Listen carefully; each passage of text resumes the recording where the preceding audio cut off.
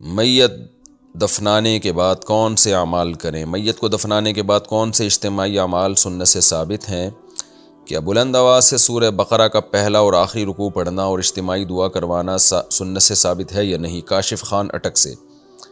حضرت عبداللہ بن عمر رضی اللہ عنہما سے ایک روایت ہے کہ میت کے سرہانے آپ نے سورہ بقرہ کا آخری رکوع پڑھا اور سورہ بقرہ کا پہلا اور سرہانے پہ آخری۔ یہ ایک اثر ہے عبداللہ بن عمر رضی اللہ عنہ سے، لیکن اس کو بھی لوگوں نے، وہ بھی ہمیں نہیں ملتا کہ جہرن پڑھا ہوگا، اس کا کوئی ثبوت الگ سے نہیں ہے، آہستہ آواز سے، کیونکہ ان چیزوں میں اصل تو یہی ہے کہ سر ثابت ہے، جہر کے لیے الگ سے دلیل چاہیے، تو لیکن اس کو بھی لوگوں نے اتنا ضروری سمجھ لیا ہے کہ اس کے بغیر آج کل دفن ہی نہیں ہوتا، کوئی سمجھتے ہیں کہ فرض واجب کی طرح ہے، حالانکہ ہم تو دیکھتے ہیں صحابہ کرام، تابعین، تبع تابعین یا نبی صلی اللہ علیہ وسلم سے تو اس طرح پراپر ثابت نہیں ہے۔ باقی دفنانے کے بعد میت کے لیے دعا کا حدیث میں حکم آیا ہے، تو وہ ثابت ہے، اس دعا مانگنی چاہیے، لیکن اس میں بھی اجتماع ثابت نہیں ہے، تو کبھی اگر اجتماعی ہو جائے تو بھی ٹھیک ہے، لیکن نارملی انفرادی دعا مانگنی چاہیے قبر کے قریب کھڑے ہو کر میت کے لیے۔ اور یہ بھی ہے کہ نبی صلی اللہ علیہ وسلم نے فرمایا جتنی دیر میں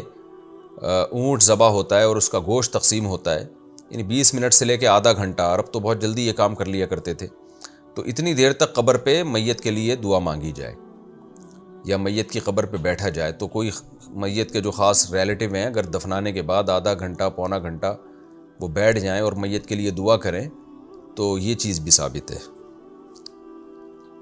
کیا ٹیٹو پر غسل صحیح ہو جاتا ہے؟ آج کل کچھ مرد حضرات بھی اپنے جسم پر کچھ ٹیٹو وغیرہ بنواتے ہیں جو کہ چمڑے کے ساتھ فکس ہوتا ہے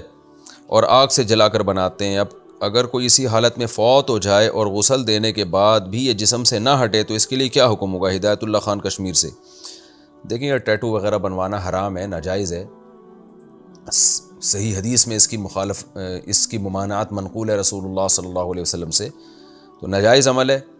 اور اب کسی نے کر لیا ہو تو